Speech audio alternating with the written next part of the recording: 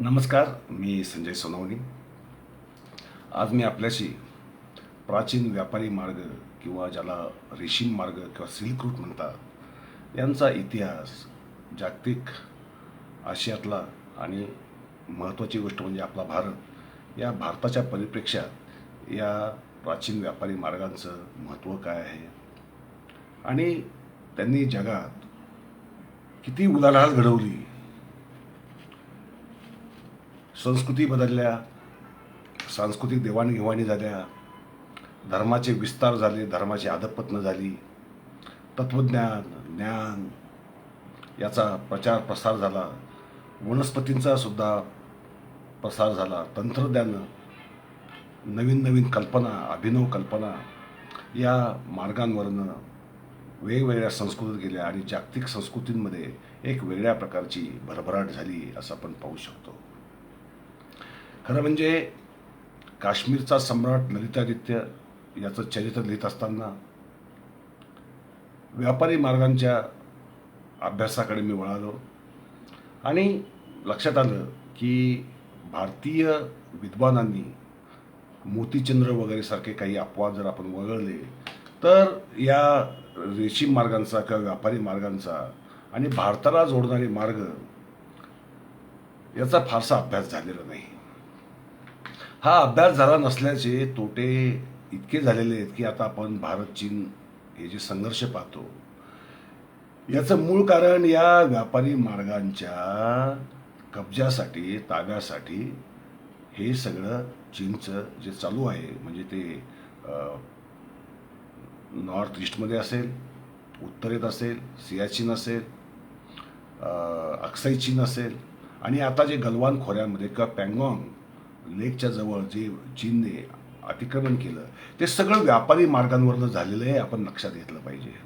हे प्राचीन व्यापारी मार्ग आहे, ते वापरात नंतरच्या काळात राहिले नाही, परंतु ह्या व्यापारी मार्गांचं महत्त्व चीनला एवढं समजलं की त्यांनी आता ओबोर नावाची जी संकल्पना आणली आणि ह्या महामार्गाचं किंवा सिल्क रूटचं पुनरुज्जीवन करण्याचा घाट घालत पाकिस्तानपर्यंत तो काराकोरम हायवेद्वारा जुना व्यापारी मार्गाचंच पुनरुज्जीवन केलं. ते एवढं मोठं नेटवर्क उभं करण्याचा चीनने अवाढव्य प्रयत्न हाती घेतला आहे की आशिया खंडाची इकॉनॉमीच या चीनच्या ताब्यात त्यामुळे जाणार आहे आणि त्याचा दुर्दैवाने भारत आजही सहभागी नाही आहे किंवा त्या दृष्टीने भारताने विशेष प्रयत्नसुद्धा केलेले नाही आहेत. 20 वर्षापूर्वी पहावे पूर्वेकडे असं नरसिंह रावांनी धोरण ठेवलं होतं आणि ब्रह्मपुत्रा ते पार थायलंडपर्यंत जो जुना व्यापारी महामार्ग होता, प्राचीन मार्ग होता, त्या मार्गाचं आधुनिकीकरण करून, पुनरुज्जीवन करून चीनला वेढणारी जी राष्ट्र आहेत थायलंडपर्यंतची, त्या राष्ट्रांशी व्यापारी संबंध वाढवून, राजकीय संबंध वाढवून चीनवर एक दबाव तंत्र निर्माण करण्याचं धोरण त्यांनी आखलं होतं.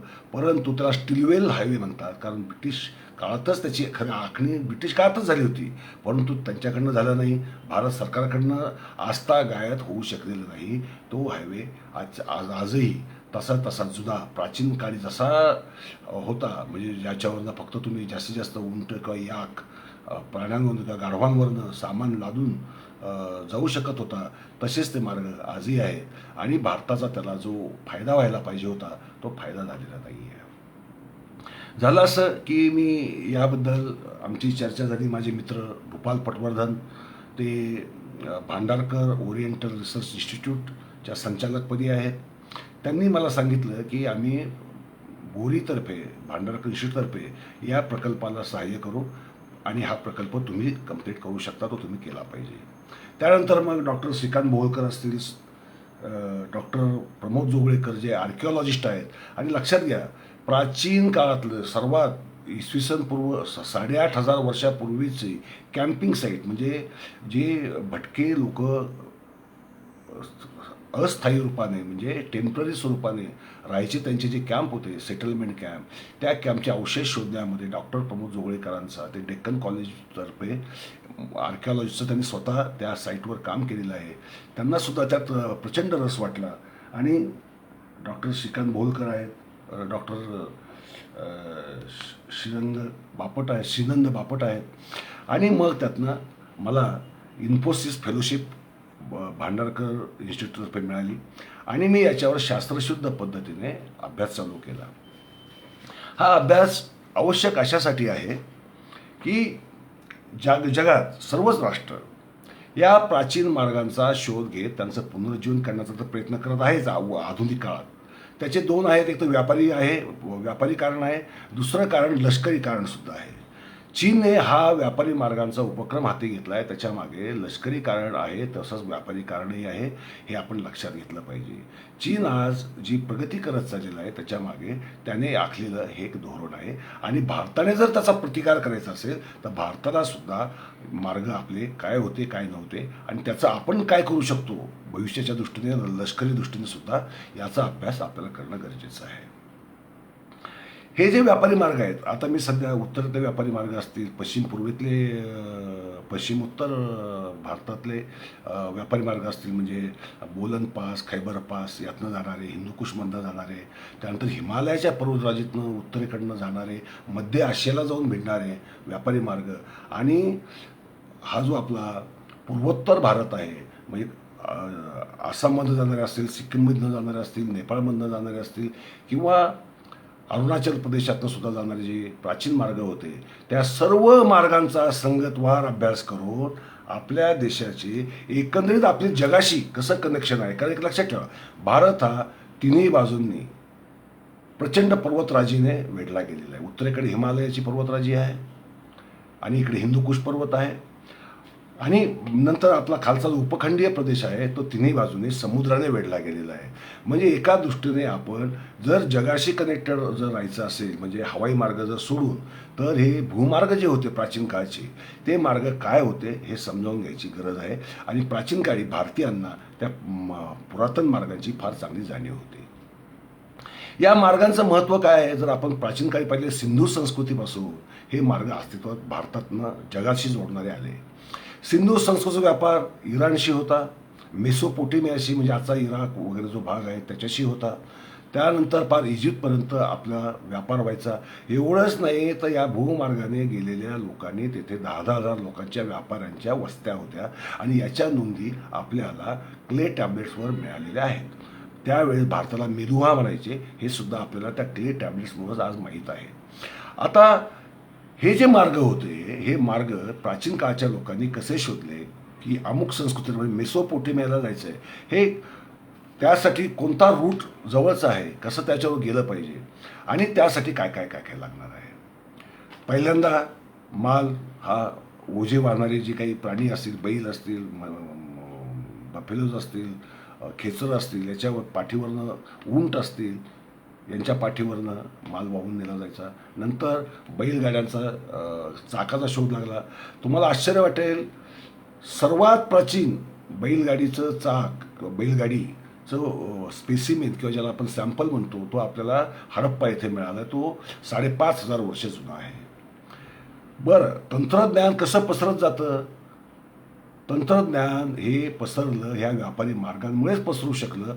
कारण असं आहे की नवीन तंत्रज्ञान जर आलं तर लोक त्याची कॉपी करतात. आपापल्या भूप्रदेशाला काय गरजेचं आहे काय गरजेचं नाही यानुसार त्याच्यात बदल करतात आणि हे करतात. 5,500 वर्षापूर्वीची बैलगाडी मिळाली भारतात हडप्पाला. त्यानंतर 5,200 वर्ष आजपासून 5,200 वर्ष मागे जर आपण गेलो, म्हणजे हे 5,500 वर्ष हडप्पा येतलं, 5,200 वर्षामध्ये जर आपण पाहिलं स्लोवेनिया युरोपातलं, तिथे एक प्राचीन बैलगाडीचं अवशेष सापडले. त्यानंतर आपल्याला उदाहरण मिळतं BMAC कल्चर, म्हणजे बॅक्टेरिया मार्जियाना आर्किओलॉजिकल कॉम्प्लेक्स म्हणून जे ओळखलं जातं. त्या काळामध्ये तिथे सुद्धा आपल्याला बैलगाड्यांचे अवशेष मिळालेले आहेत. आणि लक्षात घ्या, बैलगाड्यांचे अवशेष कुठे मिळाले? जिथे कृषी संस्कृती होती तिथे बैलगाड्यांचे अवशेष मिळाले. आणि अँड्रोनोवो आणि सिंथास्टा संस्कृती जी ज्याला आपण मध्य आशिया मध्य आशियाचा जो स्टेपे म्हणजे गवताळ प्रदेश जो आहे ज्याला किर्गिस्तान वगैरे जो भाग आहे जेथे ह्या संस्कृती सापडल्या तेथे आपल्याला रथाचे अवशेष मिळतात आणि घोड्यांचे अवशेष मिळतात. लक्षात घ्या काय मिळतात ते कधीचे मिळतात इसवी सन पूर्व 2000 म्हणजे आजपासून 4000 वर्षापूर्वीचे ते अवशेष आहेत आणि ते काय मिळतात कारण ते भटके लोक होते त्यामुळे पशुपालक होते त्यांची आणि लढवय म्हणण्यापेक्षा त्या टोळ्या होत्या आणि त्या टोळ्यांमध्ये आपापसात सातत्याने युद्ध चाललेली असायची त्यामुळे त्यांनी रथ शोधले आणि सगळे जे त्या काळातले जे आपल्याला बैलगाड्यांची चाकं मिळतात ती भरीव चाकांची मिळतात मग ती इजिप्तमधली असेल बॅक्ट्रिया मार्जियानं म्हणजे बॅक्ट्रिया म्हणजे आजचा उत्तर अफगाणिस्तान आणि तुर्कस्तानचा काही प्रदेश आणि त्याच्या बाजूचा तुर्कमेनिस्तानचा प्रदेश तेथे जे मिळतात तेही भरीव चाकाचे मिळतात पण या सिंथाष्टा संस्कृतीमधल्या किंवा अँड्रोनोव संस्कृतीमधल्या ज्या रथाची चाकं आहेत ती आपल्याला आर्याची चाकं मिळतात कारण वजन कमी होतं. शेवटी कसं असतं संशोधन झालं की त्याचा प्रसार होतो पण प्रत्येक भूभागातला मनुष्य समाज जो आहे त्याचं तो आपापल्या पद्धतीने त्याचं आपल्या सोयीने त्याचं रूपांतर करतो त्याच्यामध्ये बदल घडवतो आणि वापरामध्ये आणतो. एक लक्षात घ्या तर स्थिर संस्कृती आणि भटकी संस्कृती ही अँड्रोनोव सिंथाष्टाची भटकी संस्कृती होती. आता अलीकडे काही लोकांचा दावा आहे की हे जे इंडो युरोपियन भाषा बोलणारे किंवा तथाकथित आर्य भाषा बोलणारे लोक या सिंथाष्टा आणि अँड्रोनोव संस्कृतीचे लोक होते आणि तेच नंतर पसरत गेले आणि नंतर ते फार भारतापर्यंत आले आणि इंडो युरोपियन भाषा पसरवल्या परंतु त्या मतामध्ये मला काही फारसं तथ्य दिसत नाही. त्याचं कारण काय आहे हे सुद्धा या अभ्यासातूनच समोर येतं आहे. यातनं मानव जातीचा त्याच्या स्थलांतरांचा त्याच्या विकासाचा जो इतिहास आहे तो म्हणजे हा प्राचीन मार्गांचा इतिहास आहे. तो मानवी संस्कृतीच्या इतिहासाची धर्मांच्या प्रसाराच्या इतिहासाशी जोडला गेलेला आहे. आपण जर पाहिलं बौद्ध धर्म चीनमध्ये गेला कसा गेला तो पहिल्यांदा खैबर खंडीतनं पहिल्यांदा बॅक्ट्रियापर्यंत गेला बॅक्ट्रियामधनं तो मध्य आशियात गेला मध्य आशियातनं तो हळूहळू पसरत तो यारकंद मार्गे चिनी प्रदेशापर्यंत गेला. असं म्हणतात की पहिले बौद्ध ग्रंथांचा चिनी भाषेतला अनुवाद यारकंदमध्ये झाला आणि तिथल्या लोकांनी तो धर्म तिथे नेला. नंतर काश्मीरमधनं बौद्ध भिक्षू चीनला गेले ते गेले लेह ल्हासा आणि मग चांगन ही जी त्यांची राजधानी होती चीनची हा अत्यंत दुर्गम मार्ग तो त्यांनी निवडला. तर धर्माचा प्रसारसुद्धा त्यातनं झाला. एवढंच काय चिनी प्रवासी जे भारतात आले किंवा जगातले जे काही प्रवासी भारतात आलेले आहेत ते या व्यापारी मार्गांनीच आलेले आहेत. त्यांनी येताना त्यांची पण संस्कृती आली आणि इथली पण संस्कृती त्यांच्या देशात नेलेली आहे.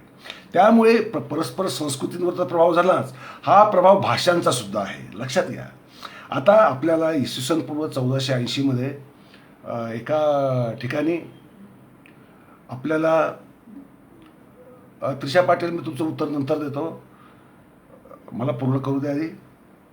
भाषांचा जो इतिहास आहे 1480 आपल्याला भोगाच काही त्या तहनाम्यामध्ये जी काही प्राकृत अंकनामे मिळतात एके तिरी सत्ता पंजा अशी ही नावं मिळतात जी आज आपण भारतात आजही आपण वापरतो. पंजा सत्ता हे शब्द सत्तापीठचे तर सगळ्यांनाच माहिती आहे.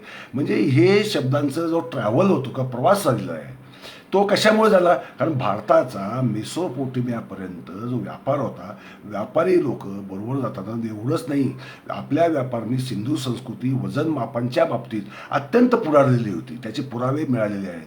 ते वजन मापनचं सुद्धा उदाहरणं आपल्याला त्या संस्कृतीमध्ये मिळतात. आपल्या मुद्रा सिंधू संस्कृतीच्या मुद्रा ज्या आहेत त्या मेसोपोटेमियात तर मिळतात इराणमध्ये आणि ही जी बॅक्ट्रिया मार्जियाना आर्किओलॉजिकल कॉम्प्लेक्समधील संस्कृती आहे तेथे सुद्धा ते पुरावे मिळतात. म्हणजे सांस्कृतिक अनुबंध कसा असतो आणि त्याचा अँड्रोनोव संस्कृती किंवा सिंथाष्टा संस्कृती आपण ज्याला म्हणतो ते तांबं बनवण्यात वस्ताद होते. त्यावेळेस बॅक्ट्रिया मार्जियाना संस्कृती अत्यंत प्रगती पथार होती.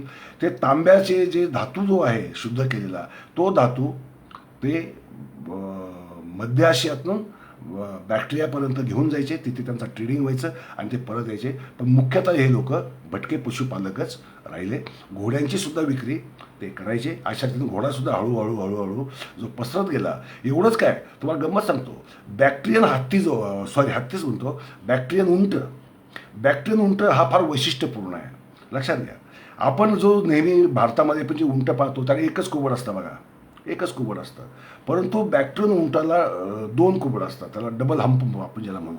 आता हे उंट लडाखच्या नुब्रा व्हॅलीपर्यंत आले. ते कसे आले तर ते बॅक्ट्रियामधनं कासगर मार्गे गिलगिटला, गिलगिटवरनं स्कार्डू मार्गे, नंतर आपलं कारगिल मार्गे ते लेहपर्यंत, नुब्रा व्हॅली जी आहे ती लेहच्या जवळच आहे, तिथपर्यंत हे उंट आले आणि त्या उंटाचे वंशज आजही त्या भागात आहेत. म्हणजे लक्षात घ्या प्रसार कसा होतो. हा प्रसार झालेला आहे, हा व्यापारी मार्गाने झालेला प्रचार प्रसार आहे. आता हा जो प्रसार जो होत जातो, हा प्रसार ह्या व्यापारी मार्गांचं वैशिष्ट्य आहे. आयडियाज असतील, मायथॉलॉजीज असतील, म्हणजे अगदी पुराणकथा, आपण काल पुराणकथांबद्दल खूप बोललो. आता जसं भारतात वैदिक लोकांचा इंद्र आहे, वैदिक लोकांचा इंद्र आहे, तसाच ग्रीक लोकांचा झ्यूस नावाचा देव आहे. ह्या दोघांमध्ये बरंच साम्य आहे. अनेक मायथॉलॉजीजमध्ये, म्हणजे अगदी आपण वृत्राची कथा घेऊ वैदिकांची, ती आणि इजिप्शियन एका कथेमध्ये त्यात साम्य आहे. अशा अनेक कथा जगामध्ये ज्या आहेत त्याच्यामध्ये आपल्याला वरकर्णिका होईना जी साम्यस्थळं जी आढळतात त्या ह्या देवाणघेवाणीमुळे, म्हणजे शब्दसुद्धा जातात. आता अनेकांना आश्चर्य वाटतं की भारतीय शब्द म्हणजे प्राकृतमधले अनेक शब्द आपल्याला इटालियनमध्ये किंवा युरोपियन भाषांमध्ये मिळतात.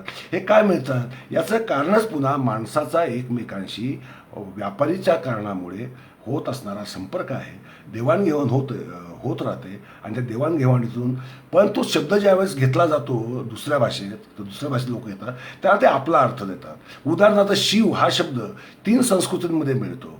तो इजिप्तमध्ये पण मिळतो, तो आपल्याला युरोपमध्ये पण मिळतो शिव या नावाने, आणि तो आपल्याला भारतात मिळतो. प्रत्येक ठिकाणी त्यांनी त्याला दिलेलं स्वरूप मात्र आपल्याला वेगळं स्वरूप असेल. सर्व शक्तिमान सम्राट असं शिव या शब्दाचं सुमेरियन भाषेमध्ये अर्थ होतो. आपल्याकडे सर्वश्रेष्ठ ईश्वर परमात्मा या अर्थाने आपण या शिव शब्दाचा अर्थ घेतो. म्हणजे लक्षात घ्या हा जो सांस्कृतिक अनुबंध आहे आणि व्यापारी मार्ग याचा फार मोठा संबंध आहे. चीन ते सुमेरिया किंवा आज आपण कॉन्स्टॅन्टिनोपल किंवा इस्तंबूल म्हणू, हे हजारो मैलाचा अंतर आहे. हा प्रवास जो आहे, हा जो मार्ग जो आहे, रस्ते तर त्या काळात असण्याची शक्यता नव्हती. तो रूट होता, फक्त दिशा. रात्री तारे बघून हे बघून ते दिशा. बरं त्या रस्त्यावर काय काय आहे विचार करा. चीनमधनं निघालं, मग तकलमाकन वाळवंट आहे, तर थंड वाळवंट आहे लक्षात ठेवा, आणि प्रचंड मोठं वाळवंट आहे, गोबीचं वाळवंट आहे. त्यानंतर पामीरचं पठार आहे, तिथल्या पर्वतरांगा आहे, किनलून पर्वताच्या पर्वतरांगा आहेत, हिमालयाच्या पर्वतरांगा आहेत, हिंदुकुशच्या पर्वतरांगा आहेत. नंतर मग इराणचं पठार आहे, आणि इराणचं पठार तो ओलांडून नंतर मग येणारा हा इराकचा, आजच्या इराकचा म्हणजे मेसोपोटेमिया ज्याला आपण म्हणू त्याचा प्रदेश आहे. हे सगळं अंतर पार करणं हा अक्षरशः एकतर प्रदीर्घ काळ चालणारा प्रवास होता, अत्यंत संकटाने भरलेला प्रवास होता. बरं नुसता निसर्गाचाच प्रकोप नाही, म्हणजे नुसतं थंडी नाही, वादळं नाहीत, तर त्या प्रवास मार्गामध्ये ह्या भटक्या टोळ्या ज्या होत्या, ह्या भटक्या टोळ्या दरोडे घालायच्या व्यापाऱ्यांवर. त्या तांडे जे जायचे, व्यापाऱ्यांचे तांडे जायचे, त्या तांड्यांवर अक्षरशः हल्ले व्हायचे, लुटालुटी व्हायच्या, मारामाऱ्या व्हायच्या. आणि तरीसुद्धा त्या काळातल्या लोकांनी जीवावर उदार होऊन प्रचंड असे प्रदीर्घ प्रवास केले आणि व्यापार केला आणि आपापल्या देशाच्या आर्थिक व्यवहारामध्ये भर घातली. आता हे झालं सुरू कधी इसवी सन पूर्व 5000 वर्षापासून हे व्यापारी पर्व सुरू झालं जगभर, म्हणजे आशिया खंडामध्ये, युरोप ते चीनपर्यंत. हे एकदम प्रदीर्घ अंतर. या प्रदीर्घ अंतरामध्ये अशा प्रकारे हा सगळा व्यापार व्हायला लागला. लक्षात घ्या चीनचं रेशीम जे आहे, चीनचं रेशीम इजिप्तमधल्या, लक्षात घ्या इजिप्तमधल्या थिब्स इथल्या पिरॅमिडमधल्या एका महिलेच्या मम्मीच्या वस्त्रांमध्ये रेशमाचे अवशेष मिळाले. म्हणजे कमीत कमी इसवी सन पूर्व 1000 म्हणजे आजपासून 3000 वर्षापूर्वी चीन आणि इजिप्त एवढा प्रवास करून लोकांनी व्यापार केलेला आहे. आज आपण ती कल्पनाही करू शकत नाही. आजही ते जे मार्गांचे जर आपण आज एवढं आधुनिक काळात सुद्धा जर ते पाहिलं तर आपल्याला थक्क व्हायला होतं. आणि ते उंटांवर बॅक्टेरियन उंट वापरायचे, जे मी सांगितलं आपल्या डबल हमचे. त्याचं कारण असं की बॅक्टेरियन उंट वादळाची त्यांना चाहूल लागायची. जर रेतीचं किंवा वाळूचं वादळ येणार असेल त्यांना ते श्वास घ्यायची, श्वासातनं ते वास घेण्याची प्रचंड शक्ती, त्यामुळे वादळ येण्याची चाहूल त्यांना लागायची. ते लगेच वाळूत तोंड खुपसायचे. मग व्यापाऱ्यांना कळायचं की वादळ येणार आहे, ते मग स्वतःला सुरक्षित करून लपायचे. या वाटेवर अक्षरशः काही जागा होत्या, त्यामुळे त्यांना शहरांचं रूप आली. मग समरकंद असेल, यारकंद असेल, काशगर असेल, खोतान असेल, ही जी शहरं जी वाढली, किंवा भारतामधलं गिलगिट असेल, स्कार्डू असेल, लेह असेल, कारगिल असेल, श्रीनगर असेल, ही व्यापारी मार्गावरची शहरं फार मोठ्या प्रमाणावर वाढली. मी उत्तर भारताबद्दल बोलतोय. आपल्याला बाकीचा भारत जो आहे, पेशावर, तक्षशिला, इकडे कनौज, इकडे पाटलीपुत्र, ब्रह्मपुत्रेपर्यंत हा सगळा व्यापाराचा पट्टा होता. आणि व्यापारी मार्गावर जी शहरं निर्माण झाली ती व्यापाऱ्यांना सोय करण्यासाठी. एवढंच कशाला, सम्राट अशोकाने जे शिलालेख कोरलेले आहेत, लक्षात ठेवा, त्या शिलालेखांचा नकाशा पहा, ते सगळे व्यापारी मार्गाच्या बाजूनेच आहेत. फार बॅक्ट्रियापर्यंत अशोकाचे शिलालेख आपल्याला सापडतात, अशोकाचे स्तंभ आपल्याला सापडतात. ते सगळे या व्यापारी मार्गांवर आहेत. अगदी लद्दाखमध्ये मी स्वतः किमान 3 व्यापारी मार्गांवर लद्दाखमधला प्रवास केलेला आहे. मग ते सुरू खोऱ्यातला असो, किंवा गिलगिटला जाणारा कारगिल टू गिलगिट म्हणजे व्हाया स्कार्डू जाणारा जो व्यापारी मार्ग होता, ते व्यापारी मार्ग जो सिंधू नदीच्या, आणि ते इतकं भयानक आहे तो आजही रस्ता, आजही डोळे फिरतात. कारण खाली एकदम खोल, हजारो फूट खाली खोल सिंधू नदी वाहते, आणि उजव्या बाजूला उंच हिमालयाची कडे, आणि हिमालय हा दूज पर्वत असल्यामुळे तो कधी कोसळेल, दरड कधी कोसळेल याचा नेम नाही. अशा मार्गावर हा मार्ग, आणि तिथे त्या रस्त्यांवर सुद्धा बौद्ध प्रतिमा, ज्या पत्थरांमध्ये कोरलेल्या मैत्रीय बुद्धाच्या प्रतिमा आहेत. आणि आज जर आपल्याला प्राचीन मार्ग कसा शोधायचा याचं जर एक चिन्ह पाहिजे असेल, तर जिथे जिथे तुम्हाला त्या भागामध्ये अशी चित्र किंवा कोरीव पत्थरांमधले कोरीव आपल्याला लेख किंवा चित्र बुद्धाची असतील किंवा अजून कोणत्या दैवताची असतील, ती समजायचं की इथे कधीतरी हा व्यापारी मार्ग होता, आणि या व्यापारी मार्गावरनं लोक जायचे. आणि ती ह्या मूर्त्या किंवा प्रतिमा का कोरल्या जायच्या, तर हा रस्ता लक्षात राहावा म्हणून, किंवा हे थांब्याचं ठिकाण आहे, इथे थांबायचं आहे आपल्याला, हे हॉल्टिंग प्लेस आहे हे समजावं म्हणून. लक्षात घ्या, गिलगिटमधल्या हुंजा असेल, स्कार्डू असेल, हा जो सगळा जो प्रदेश आहे, किंवा चिलास असेल, येथे तर हजारोनी 50,000पेक्षा जास्त अशी भित्तिचित्र, अशी शिल्पचित्र आपल्याला पाहायला मिळतात. त्यावर कोरीव लेखही आहेत. व्यापाऱ्यांनी, प्रवाशांनी लिहून ठेवलेल्या, कोरून ठेवलेल्या आठवणी आहेत, नावं आहेत, स्वतःची राजवटींची नावं आहेत, आणि असे लेख आहेत. हे अत्यंत विलक्षण आहे. परंतु याच्यामध्ये याला रेशीम मार्ग नाव कसं मिळालं? याला पूर्वी रेशीम मार्ग म्हणायचे नाही. जरी या सगळ्या मार्गांवरनं रेशीम हे महत्त्वाचं जरी उत्पादन असलं, तरी फक्त रेशमाचा व्यापार होत नव्हता. काश्मीरमधलं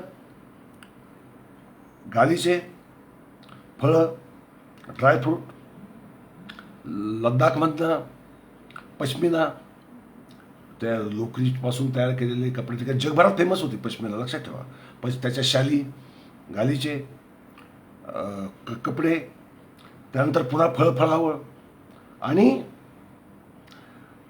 असंख्य प्रकारच्या खालच्या भारतातनं येणारे मग मोती असतील, रत्न असतील, मीठ हे लद्दाखमधनं निर्यात होणारं सर्वात मोठं महत्त्वाचं प्रॉडक्ट होतं. कारण त्या काळात मिठाची किंमत सोन्यापेक्षा महाग होती, हे लक्षात घ्या. आपल्याला आज मिठाची किंमत काहीच वाटत नाही, कारण आता त्याचं उत्पादन प्रचंड प्रमाणात होतं. त्यावेळेस मिठाचं उत्पादन होत नव्हतं. हे लद्दाखमध्ये आपल्याला नैसर्गिक मिठाच्या खाणी आजही सापडतात, आजही आहेत, आणि ते मिठाचा व्यापारसुद्धा व्हायचा. म्हणजे हा झाला व्यापारी कमोडिटी.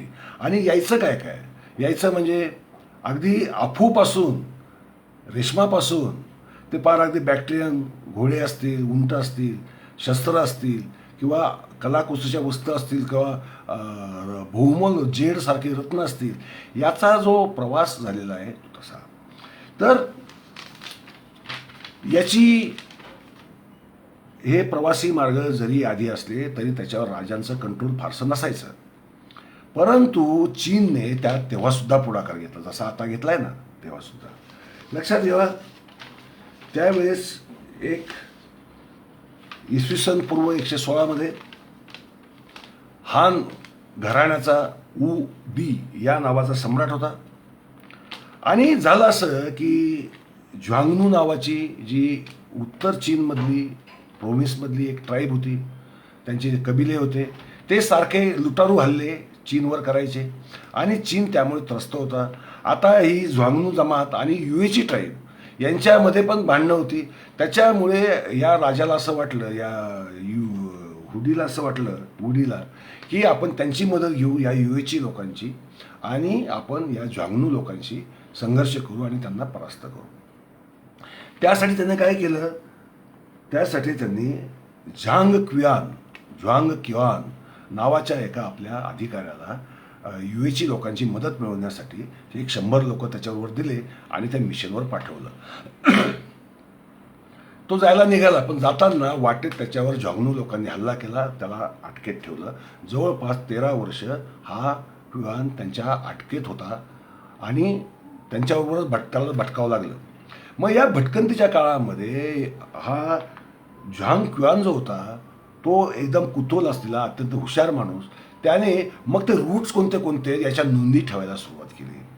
आणि मग 13 वर्षानंतर त्याची एका नोकराबरोबर सुटका झाली, बाकीची लोक त्याच्याबरोबर 99 लोक मारले गेले, एकच त्याचा नोकर फक्त जिवंत शिल्लक राहिला. मग तो युएची लोकांकडे जायला निघाला. त्यावेळेस युएची लोकांनी बॅक्टेरियावर हल्ला करून बॅक्टेरियाला जिंकलेलं होतं. मग हा युएची लोकांकडे गेला. युएची लोकांनी त्याला जरी विशेष मदत केली नसली तरी ज्वांग क्युआनला बॅक्टेरियामध्ये काय आहे, तिथे काय उत्पादन होतं, तिथे चीनचं कोणतं माल येतो, आणि मग त्याने अक्षरशः आपल्याला आश्चर्य वाटेल अगदी भारतापर्यंतची, म्हणजे सिंधू नदी, त्याला जो शिंडो अशी म्हणतो, तिचीसुद्धा माहिती काढली, युरोपापर्यंतची माहिती गोळा केली, कोणते कोणते रूट्स आहेत याच्या नोंदी घेतल्या आणि तो परत यायला निघाला. लक्षात ठेवा, कुतूहल. लक्षात ठेवा, मला युरोपियन लोकांचं आणि या पाश्चात्य लोकांचं आणि जे भारतीयांमध्ये सगळ्यात मोठी जी मी ज्याला अवदासा म्हणेल, कुतूहलाचा अभाव हा आपला सगळ्यात मोठा समस्या आहे. त्याच्यामुळे आपली ज्ञान प्रक्रिया थांबलेली आहे. त्याचं कुतूहल एवढं की तो अटकेत असून किंवा एवढा भीषण या वातावरणातनं, वाळवंटातनं, ते थंड वाळवंटातनं प्रवास करत जात असताना सुद्धा त्याने त्या सगळ्या नोंदी ठेवल्या. आणि गंमत बघा, तो परत यायला निघाला, त्याला पुन्हा ज्वांगनू लोकांनी पुन्हा पकडलं, पुन्हा अटकेत गेला, पुन्हा 6 वर्ष अटकेत राहिला. पण याचं वर्तन बघून, याची नम्रता बघून आणि याची बुद्धी बघून त्याला त्यांनी सोडलं आणि तो चीनला परत आला. चंगन ही त्यावेळेस चीनची राजधानी होती. आणि त्याने बादशहाला, या हुडीला सांगितलं, त्याचा सगळे अहवाल दिले. त्याचे अहवाल आजही उपलब्ध आहेत. लक्षात घ्या, आजही अहवाल ते उपलब्ध आहेत.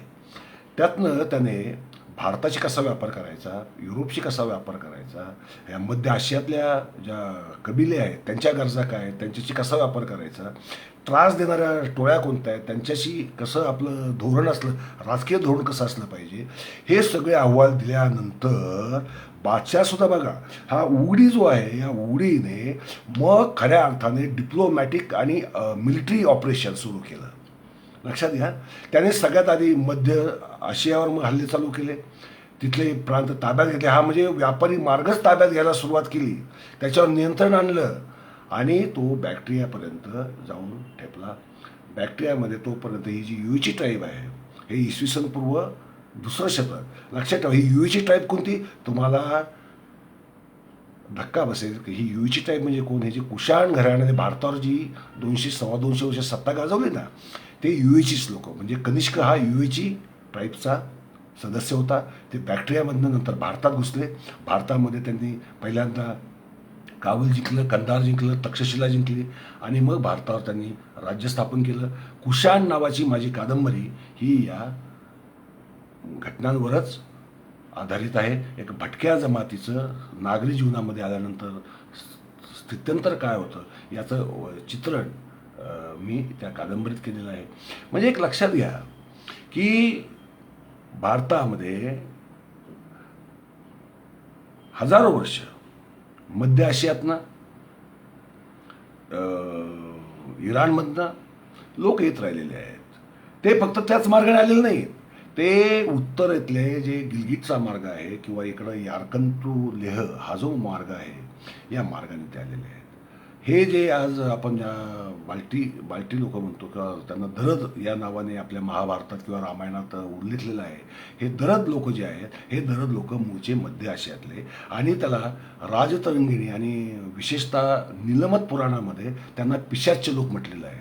पिशाच्य लोक म्हटलं कारण का त्यावेळी हे लोक काय करायचे, तिकडे हिवाळा कडाक्याचा पडायला लागला तकलमाकन वाळवंटामध्ये हिवाळा भीषण, मग ते काराकोरम मार्गाने किंवा यारकन लेह मार्गाने यायचे आणि 6 महिने ते व्हॅलीमध्ये किंवा गिलगिटमध्ये राहायचे आणि मग हवामान बदल झाला की परत जायचे. हे अशी जी देवाणघेवाण असल्यामुळे बुरजाहोम येथे जे उत्खनन झालं आहे, बुरजाहोम म्हणजे इसवी पूर्व 3000 वर्षापूर्वीची श्रीनगरजवळून ते जवळपास 23-24 किलोमीटरवर जागा आहे. तेथे जे वस्त्या सापडलेल्या प्राचीन काळच्या तिथल्या वस्तू, अनेक वस्तू आणि मध्य आशियातल्या त्याच काळातल्या जे उत्खनन झालेले त्यातल्या वस्तू याच्यामध्ये खूप साम्य मिळालेलं आहे. म्हणजे बघा सांस्कृतिक प्रवास कसा होतो, म्हणजे अगदी मातीची भांडी बनवायची पद्धत, त्यानंतर माशांच्या हाडांपासून किंवा जनावरांच्या हाडांपासून तयार केलेली हत्यारं त्याची पद्धत, या दोन्ही मध्य आशियातली आणि काश्मीरमधली बुरजाहोमची पद्धत ही समान स्वरूपाची आहे. एवढंच नाही तर ही पद्धत आणि जी लद्दाखमध्ये आपल्याला जे सापडलं आहे त्याची पद्धत ही अत्यंत समान आहे. म्हणजे अशी देवाणघेवाण होते. तर मी या झांग क्युआन या बहादर माणसाबद्दल बोलत होतो. ह्या झांग क्युआनने परत गेल्यानंतर हे अहवाल दिले, सम्राटाने ते मिशन सिरियसली घेतलं, पण त्याच्या लक्षात आलं की भारतामध्ये जायचा डायरेक्ट रूट नाही आहे. म्हणजे चीनमधनं, म्हणजे मध्य आशियातनं भारतात याचे रूट होते, पण चीनमधनं डायरेक्ट रूट नव्हता. यायचं तर मध्य आशियातनं तरी यायचं किंवा या मार्गाने यायचं, कोणत्या अफगाणिस्तानच्या आपल्या हिंदूकुश पर्वताच्या जे बोलन खिंड किंवा खैबर खिंड आहे त्यातनं यायचं. मग त्याने मिशन काढलं, त्याने तसा रूट शोधायचा प्रयत्न केला, परंतु त्याला त्यात यश आलं नाही. परंतु 100 वर्षानंतर यश मिळालं आणि मग तो जो रूट पैदा झाला रूट तो ल्हासा मार्गे, तिबेटमधल्या ल्हासा मार्गे तो नेपाळमधनं मग खाली पाटलीपुत्रला येणारा तो रूट होता. त्याला टी हॉर्स रूट असं सुद्धा म्हणतात, कारण त्याच्यावरून होणारी सगळ्यात जास्त वाहतूक ही घोडे आणि चहा या 2 वस्तूचा मोठा व्यापार होता. बाकीचा होताच, मसाल्यांचा होता, चहाचा होता, अफूचा होता, गांजाचा होता, चरसचा होता, हे सगळे व्यापार होते. याच्याबद्दल काही आश्चर्य वाटून घ्यायचं कारण नाही आहे. चीन अफूसाठी चीनची इंग्रजांची अनेक युद्ध झालेली, हा इतिहास आपल्याला थोडाफार आपण शाळेमध्ये कधीतरी वाचलाच असतो. त्यामुळे हा जो थरारक भाग जो आहे यातला तो असा की त्यानंतर महत्त्वाची गोष्ट म्हणजे मी आता जरा थोडीशी उडी घेतो. भारतामध्ये फाईयान असेल, युआनशॉंग असेल, औपून असेल, हिचेओ असेल, असे अनेक व्यापारी या व्यापारी मार्गांनीच भारतामध्ये आले, इथे ज्ञान घेतलं, इथलं शिक्षण घेतलं, परत त्यांच्या देशात गेले, त्यांच्या देशामध्ये ते ज्ञान नेलं, त्यांच्या भाषेमध्ये ज्ञान नेलं आणि सांस्कृतिक ऋणानुबंध निर्माण करण्याचा या प्रवाशांनी फार मोठा प्रयत्न केला. असं म्हणतात की तुम्ही प्रवासी म्हणून कुठे जाता, तुम्ही त्या राज्याचे किंवा देशाचे अँबॅसेडर म्हणून जाता. आपल्याला अनेकदा त्याचं भान नसतं, आपण अँबॅसेडर म्हणून वागत नाही, आपण आपले जी इथं वागण्याची आपली जी दळभद्री पद्धत असते त्याच पद्धतीने आपण जगभर वागतो आणि देशाचं नाव खराब होतं, हे आपण समजावून घ्यायला पाहिजे. असं अर्थ हा विषय नाही आहे. नंतर ललितादित्यच्या काळापर्यंत मिळतो. 8व्या शतकामध्ये ललितादित्य हा भारताचा एकमेव सम्राट आहे. लक्षात घ्या, ललितादित्य आपल्याला माहीत नसतो, आपलं इतिहासाचं ज्ञान फार तुकडं असतं, कारण आपल्या इतिहासकारांना सुद्धा माहीत नसतं. ललितादित्य हा कर्कोटक घराण्याचा काश्मीरमधला 8व्या शतकात झालेला असा सम्राट आहे की ज्याने चीनला सुद्धा झुकवलं. त्यावेळेस तिबेट ही महासत्ता होती, लक्षात घ्या. तिबेट आज आपल्याला अत्यंत दुबळा चीनचा प्रोव्हिन्स म्हणजे चीनने त्याला ऑक्युपाय केलेला आहे. परंतु एकेकाळी तिबेट हा चीनचा सगळ्यात मोठा शत्रू आणि चीनपेक्षा तिबेटची शक्ती मोठी. अशा काळामध्ये तिबेटचं या व्यापारी मार्गांवर 8व्या शतकात जे वर्चस्व होतं ते तिबेटचं होतं, चीनचं नव्हतं. तिबेटमध्ये तेव्हा तांग घराणं राज्यावर होतं. ललितादित्याने तांग घराण्याची ललितादित्याची किंवा त्याच्या घराण्याचे संबंध होतेच, त्याचे राजनैतिक संबंध होते. संबंध होते म्हणजे काय, राजनैतिक होते, त्यांनी तिबेटशी ठेवले. पण ज्यावेळेस अरबांची स्वारी झाली, अरबांची स्वारी म्हणजे कासिमची जी स्वारी भारतावर जी झाली ती धर्मांतरासाठी झालेली नाही, धर्मप्रसारासाठी झालेली नाही. आपल्याला अत्यंत चुकीचा इतिहास माहिती असतो. ती स्वारी झाली भारताकडे येणारे जे व्यापारी मार्ग होते त्या व्यापारी मार्गांचं वर स्वामित्व मिळवण्यासाठी त्याने ती स्वारी केली. व्यापारी मार्गावर ज्याची सत्ता तो शहेनशाह अशी त्या काळातली एक रूढ समजूत होती. त्यामुळे प्रत्येक जण त्या व्यापारी मार्गांवर आपलं नियंत्रण आणण्याचा प्रयत्न करतात. अरबांनी तेच केलं. अरबांनी भारतात जसे घुसले तसे ते बॅक्ट्रियातही घुसले, तुर्कस्तानातही घुसले आणि ते पार काशगरपर्यंत त्यांनी ताबे मिळवले. अशा काळामध्ये ललितादित्याने अरबांशी, यशोवर्मन जो कनौजचा राजा होता त्याच्या सहकार्याने युती केली आणि अरबांना हाकलून लावलं भारतातनं. तामीम नावाच्या एका अरब गव्हर्नरचा तर पाठला करून त्याला मारलं. नंतर काबूल, झाबूल हे ताब्यात घेतले. तिथून तो बामियानमध्ये गेला, बामियानमधून तोखारिस्तानला गेला, बॅक्ट्रिया जिंकला. तोखारिस्तानमध्ये अरबांची जी जी ठाणी बसलेली होती ती अरबांची ठाणी उधळून लावली. तेथून तो काशगरला गेला, काशगरमधनं पण अरबांना हाकललं तिथनं. तिथून तो गिलगिट बाल्टिस्तानमध्ये गेला. गिलगिट बाल्टिस्तान त्यावेळेस तिबेटचं मांडलिक होतं, लक्षात घ्या. तिथे शाही सत्ता होत्या, ते सगळे बौद्ध धर्मी होते, शाही सत्ता होत्या, त्या ताब्यात घेतल्या. मग तो बाल्टिस्तानवरनं स्कार्डूवरनं लडाख म्हणजे पहिल्यांदा कारगिल आला. कारगिल हे झोजिला खिंड जी आहे, जी व्यापारी मार्गातली सगळ्यात महत्त्वाची खिंड होती, जी भारताला म्हणजे काश्मीरला तिबेटशी जोडणारी ही जी खिंड होती ती त्याने कारगिल व्यापारी शहर होतं ते जिंकलं. झोजिला खिंडीवर जे तिबेटी सैन्य बसलं होतं त्याचा पराभव केला. लेह ताब्यात घेतलं, लेह जिंकलं आणि मग तो भारतामध्ये परत आला. आणि त्याने अशा रीतीने पाचीच्या पाची मार्ग जे होते व्यापारी मार्ग त्याच्यावर स्वामित्व मिळवलं. हा एकमेव भारतीय सम्राट आहे. त्यामुळे त्याच्या काळामध्ये काश्मीरचं वैभव एवढं वाढलं की मार्तंडेश्वर मंदिर असेल किंवा परियासपूरसारखी वैभवशाली नवीन राजधानी त्याने बांधकाम केलं. ते आजही त्याचे अवशेष आहेत. ते पाहूनच त्याची भव्यता किती असेल याचा आपल्याला अंदाज येतो आणि ऊर आपला अभिमानाने भरून येतो. पण एवढ्या दूरदृष्टीचा झालेला हा एकमेव सम्राट अशोकानंतर झालेला आणि हे आपण मान्य केलं पाहिजे. त्यानंतर कुशाणांनी सुद्धा व्यापारी मार्गांवर ताबा ठेवला. पण कुशाण हे भारतीय नव्हते, ते शेवटी मध्य आशियातनंच आलेले होते. त्यामुळे त्यांना ते मार्ग आधीपासून माहिती होते. त्यांनी त्याचा वापर केलेला होता आणि त्यांनी भारतात सत्ता स्थापन केल्यानंतर त्या मार्गांचा त्यांनी सुद्धा वापर केला. परंतु भारतीय सम्राट जो म्हणू ललितादित्य हा एक अत्यंत गौरवशाली पर्व आहे आणि मला अभिमान आहे की भारतामधनं ललितादित्यावर सखोल चरित्र लिहिणारा मी एकमेव भारतीय आहे. याचा मला खरं म्हणजे अभिमान नाही आहे, लाज वाटायला पाहिजे. कारण का, हे काम आतापर्यंत कधीच कुणीतरी करायला पाहिजे होतं, कुणी केलं नाही, हे दुर्दैव आहे. ललितादित्यानंतर हा ताबा पुन्हा निघून गेला. मग चीनचा ताबा पुन्हा एकदा आला. कारण तिबेटमध्ये पण काय झालं, तिबेटमधल्या सत्तासुद्धा गडगडल्या. लडाख, तिबेट हे सगळे दुर्बळ झाले. खुद्द तिबेटची राणीने काश्मीरच्या राजाकडे म्हणजे मुक्तापीडाचा भाऊ जो होता चंद्रापीड त्याच्याकडे आश्रयासाठी मदत मागितली.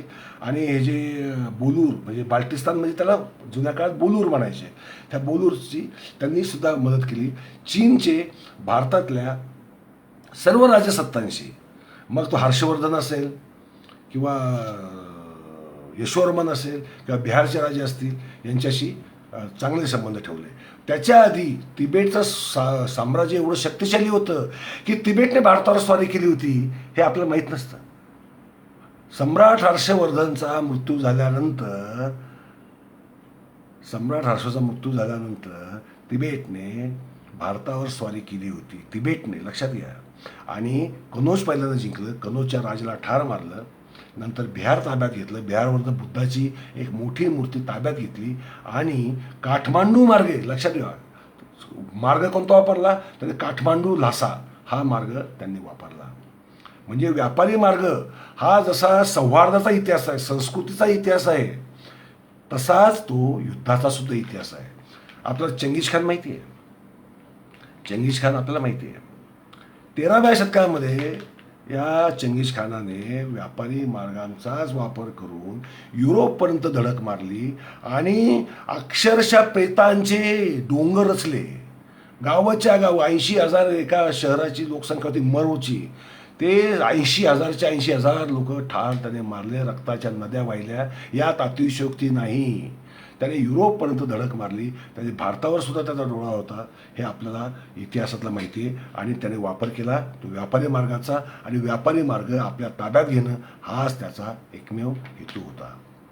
त्यानंतर आपल्याला मार्को पोलो माहिती आहे, जो जगातला एक धाडसी युरोपियन प्रवासी म्हणून मानलो.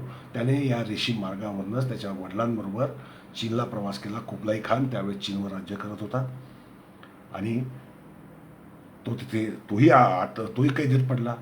परंतु त्याने धैर्याने कुबलाई खानशी मैत्री केली, त्याचा सल्लागार बनला. हा इतिहास आपल्याला माहिती आहे. आणि त्याच्यामुळंच चीनचं वैभव काय आहे युरोपला कळालं. म्हणजे एका परीने संपत्तीचा प्रवाह या व्यापारी मार्गांवर जसा व्हायला, तसा संस्कृतीचा व्हायला, भाषांचा व्हायला, कल्पनांचा व्हायला. त्यामुळे हे जे अहंकार बाळगले जातात आज जगामध्ये, आज आहेत अनेक लोक, मूर्ख लोकांची कमतरता नाही आहे. भारतामध्ये अशा काही संघटना आहेतच, ते तुम्हालाही माहिती आहे, की सारं काही जगातलं जे काही ते आम्ही एकट्याने निर्माण केलं, आमच्या पूर्वजांनीच निर्माण केलं, आमच्या महान आर्य पूर्वजांनी निर्माण केलं. भाषासुद्धा कोणी निर्माण केली? आम्ही केली. हे नाही केली. हे नाही केली हा वृथा गर्व आहे. केली असं तर आम्हालाही आनंद आहे, प्रत्येकाला आनंद वाटेल, अभिमान वाटेल. तसं झालं. साधं चाक तुम्ही स्वतः शोधलेलं नाही आहे, ते कोणी शोधलं, त्याचा प्रसार कसा झाला, त्याचे पुरावे काय आहेत हे जर पाहिलं तर पहिलं चाक हरप्पाला शोधलं गेलं. म्हणजे बैलगाडी हरप्पाला शोधली गेली. नंतर मग ती पार स्लोवेनियापर्यंत गेली, बॅक्टेरियापर्यंत गेली. मग पार ज्यांना तुम्ही इंडो युरोपियनांचे पूर्वज मानता किंवा आर्यांचे पूर्वज मानता त्या आंड्रोनोपर्यंत ती चाकं गेली. ते बैलगाडीचं रूपांतर त्यांनी रथामध्ये केलं, ते फक्करी केलं, ते फार नंतर 1,500 वर्षानंतर केलं. म्हणजे हा इतिहास जो आहे हा गर्वाचा इतिहास नाही आहे, हा अभिमानाचा इतिहास आहे. देवाणघेवाण मानव जातीने करणं, एकमेकांशी करणं, चांगल्या कल्पना देणं. आता बौद्ध धर्म चीनमध्येच निर्माण झाला, भगवान बुद्ध चीनमध्येच निर्माण झाले होते असं चीनी लोक जर सांगायला लागले तर जसं ते हास्यास्पद असेल, तर सगळं काही आमच्या पूर्वजांनीच निर्माण केलं असं सांगणं हा मूर्खपणाचं लक्षण आहे. हा याला गाढवपणाच म्हणावं लागेल खरं सांगायचं. म्हणजे आज संतापजनक गोष्ट आहे. आपण काय करतो, आपल्या सर्व मानव जातीचा त्यामुळे अपमान करत असतो, हे आपण लक्षात घेतलं पाहिजे. आता यातनं शिकायचं काय? कारण हा इतिहास फार मोठा आहे. खैबर खिंडीतले म्हणजे पश्चिमोत्तर भारतातले मार्ग, याचा इतिहास अजून एक मोठा आहे. मी अरबांचं तुम्हाला सांगितलंच.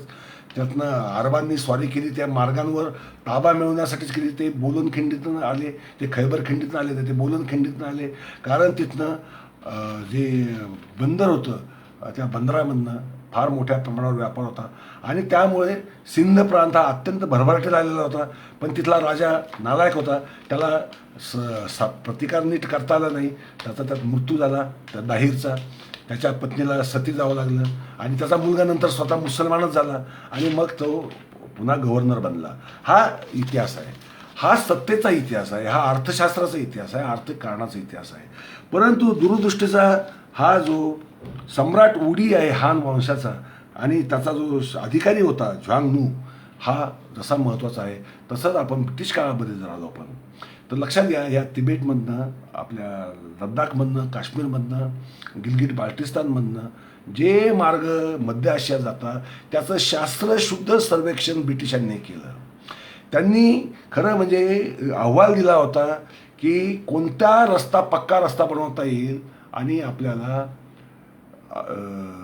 व्यापार वाढवता येईल आणि लष्करीदृष्ट्या सुद्धा पुढे शक्ती ब्रिटिशांची वाढवता येईल. कारण ब्रिटिशांचं सुद्धा चीनशी बरं नव्हतं, तिबेटशी पण बरं नव्हतं. तिबेट त्यावेळेस स्वतंत्रच होता. पण तो रस्ता झाला नाही. तो रस्ता न झाल्याचा परिणाम असा आहे की आज चीन जो घुसतोय ह्या प्राचीन व्यापारी मार्गांवरूनच घुसतोय. गलवान खोरं जे आहे, हा जो खारदुंगला पासून जो यारकनकडे जाणारा जो हायवे आहे आणि त्याचे जे सबवे आहेत, म्हणजे उपमार्ग ज्याला आपण म्हणू, ते उपमार्ग शॉर्टकट हे याच भागातनं जातात. हॉट स्प्रिंग जे आहे आणि हे आपलं पँगॉंग लेकच्या बाजूने जो चीन जिथे घुसला आहे तोच ॲक्च्युली प्राचीन व्यापारी मार्ग आहे. म्हणून तो फिंगर 1, फिंगर 2, फिंगर 3, फिंगर 4 करत करत करत घुसतच चालला आहे. आणि आम्ही फक्त इथे खाली थापा मारतो आणि असं सांगतो की आम्ही आता शांततेची बोलणी करतोय. तिथे आमची छाती भीती काही फुगत नाही. आम्ही तिथे गपगार बसतो, कारण आम्ही दूरदृष्टीने त्या मार्गांचं रक्षण करता यावं, ते बनवावेत, आधुनिक बनवावेत.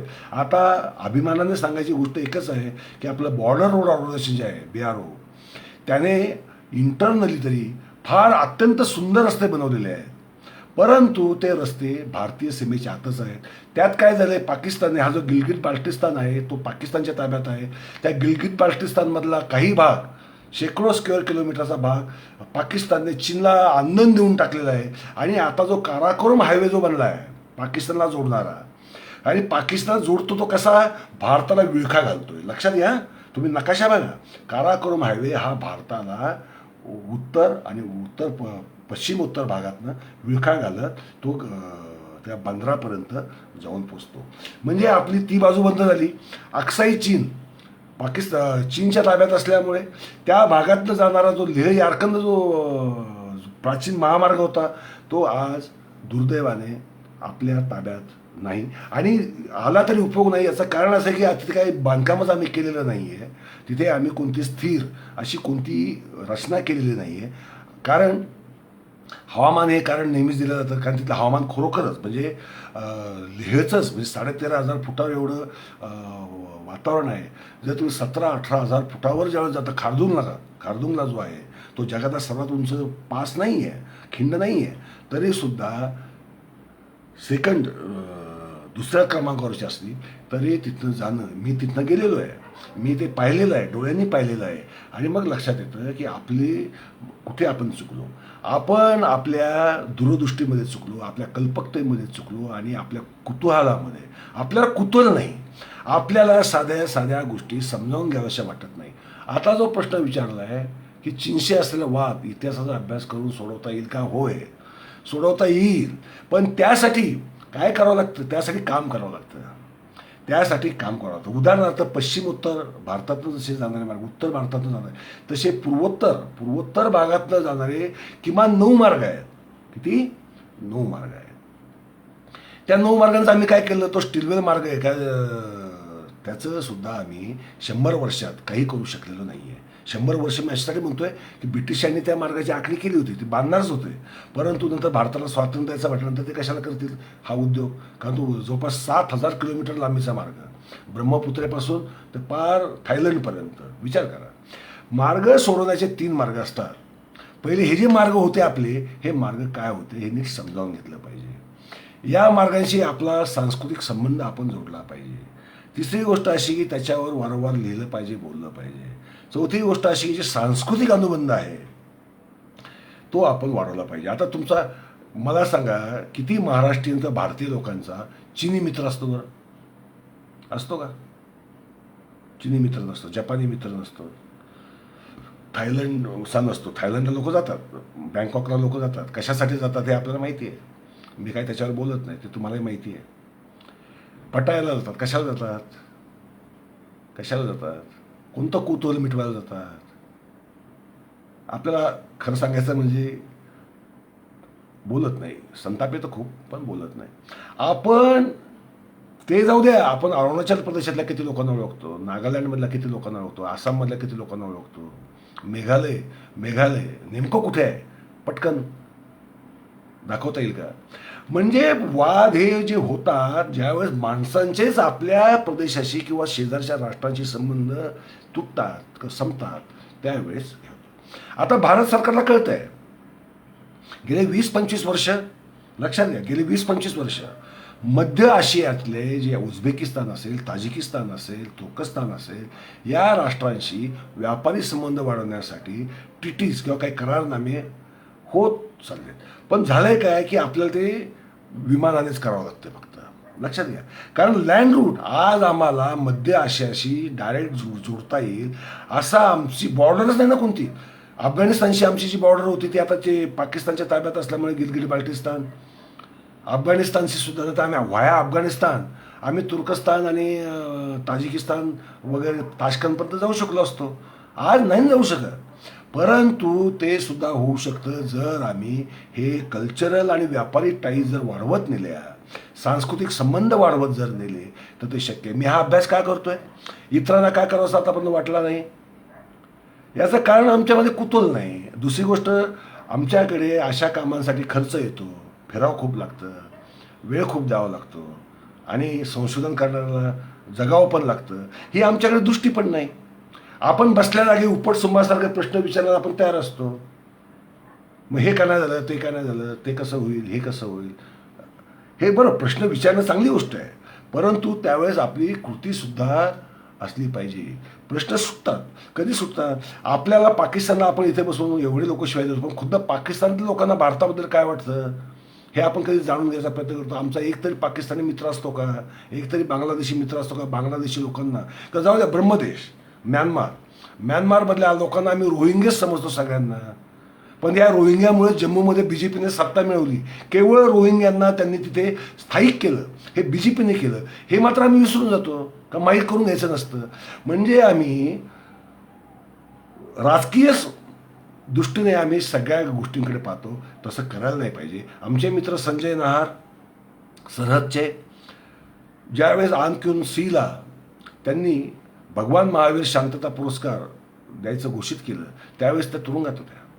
त्यांनी सिवकीला पत्र पाठवण्यासाठी अक्षरशः गनिमी कावा वापरून ते सिवकीपर्यंत त्या बंदीवासात असताना सुद्धा ते पत्र संजय नहारांनी पोचवलं. त्यांनी आनंद व्यक्त करणारं पत्र परत दिलं. हे जे संबंध आहेत, हे संबंध तुम्हाला काहीतरी करावं लागतं, तुम्हाला धोके पण पत्करावे लागतात, तुम्हाला तिथे कुठले मित्र बनवावे लागतात, मैत्रिणी बनवाव्या लागतात.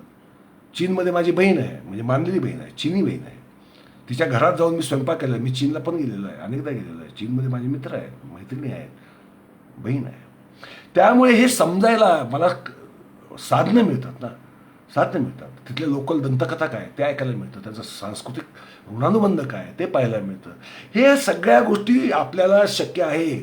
आपल्यामध्ये ब्रिटिशांमध्ये जे कुतूहल होतं, सर ऑरेलस्टीन हे गिलगिट मार्गाने मध्य आशियामध्ये काशगर मार्गाने निया येथे गेले आणि निया येथे काय सापडलं, त्यांना लाकडावर लिहिलेल्या शेकडो पाट्या सापडल्या. त्या कोणत्या भाषेत आहेत, त्या प्राकृतमध्ये आहेत. लक्षात ठेवा, भारतातील प्राकृत ही हिमालय ओलांडून तकलमाकन वाळवंटातल्या निया या गावामध्ये तिथली सत्ता, त्यांची राजभाषा ही प्राकृत होती. हे आम्हाला माहीत नसतं. तुम्हाला तर सोडून द्या, तुम्हाला माहीत नसतं काही हे नाही. पण प्राकृत भाषा जी पुणे युनिव्हर्सिटीचं पाली प्राकृतचं जे डिपार्टमेंट आहे, त्यांच्या हेड ऑफ द डिपार्टमेंटला सुद्धा निया इथल्या पाट्या सर ऑरेस्टने 1925 साली ज्या शोधल्या, त्याच्यावर त्यांनी ग्रंथ लिहिला, त्याचे अनुवाद छापले, ते सुद्धा आम्हाला माहीत नसतं. जर आम्हाला हे एवढं जर माहीत नसेल, हे प्राचीन सांस्कृतिक संबंध आम्हाला माहीत नसतील, आता त्या पाट्या चीनच्या ताब्यात हा तो प्रदेश चीनच्या ताब्यात झिंजियांग प्रांत म्हणतो आपण, त्या झिंजियांग प्रांतातल्या पाट्या आता ज्या नंतर ज्या सापडल्या ब्रिटिश काळानंतर, कारण ऑरेस्टने सापडल्या त्या इंग्लंडच्या म्युझियममध्ये आहेत आणि बाकीच्या ज्या आता पाट्या सापडल्या त्या बीजिंगच्या म्युझियममध्ये आहेत. म्हणजे आहे ते कुठलं, भारतीय भाषांमधलं आहे. तिथं धर्म कोणता होता, बौद्ध धर्म होता. परंतु आम्हाला बौद्धांचाही द्वेष, आम्हाला बौद्धांचं काही नावच ऐकायचं नसतं. म्हणजे आमची जी मनोभूमिका जी आहे ही थोडीशी विकृत आहे. त्यामुळे आमची ज्ञान परंपरा जी आहे, ज्ञानाची परंपरा जी आहे ती पूर्ण खुंटलेली आहे. ही ज्ञान परंपरा खुंटल्यामुळे आमच्या पिढ्या या अत्यंत बाष्कळ, उथळ आणि अक्षरशः तुम्हाला सांगतो की हा इतका उथळतेचा भयकारी उद्रेक झालेला आहे की त्यामुळं आम्ही व्यस्त कशात असतो. प्रत्येकाला 24 तास असतात, पण आम्ही तो वेळ घालवतो कुठं, कशासाठी घालवतो, कोणत्या फालतूगिरीमध्ये घालवतो, कोणत्या क्लिपा पाण्यात घालवतो, कोणते टोमणे मारण्यासाठी शिवीगाळ करण्यासाठी घालवतो, हे आम्ही पाहत नाही.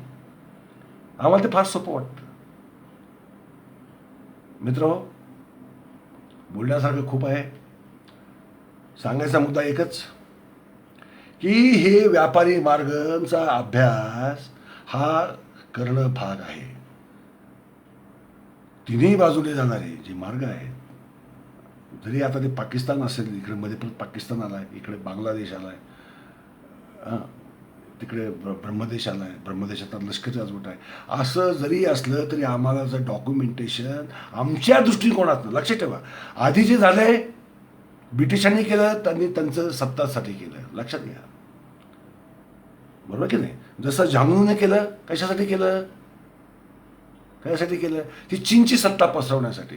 तर आम्हाला करायचं, जर आम्हाला आमची सत्ता पसरवायची असेल, आम्हाला आमच्या समस्या मिटवायच्या असतील, आम्हाला आमच्या राजकीय समस्यांवर, आंतरराष्ट्रीय समस्यांवर उत्तर पाहिजे असतील, तर आम्हाला आमच्या दृष्टिकोनातनं त्याकडे पाहायला पाहिजे आणि मग त्याच्यावर सातत्याने लेखन केलं पाहिजे, बोललं पाहिजे, लोकांशी मैत्री केल्या पाहिजेत आणि आपण पुढे जायला पाहिजे.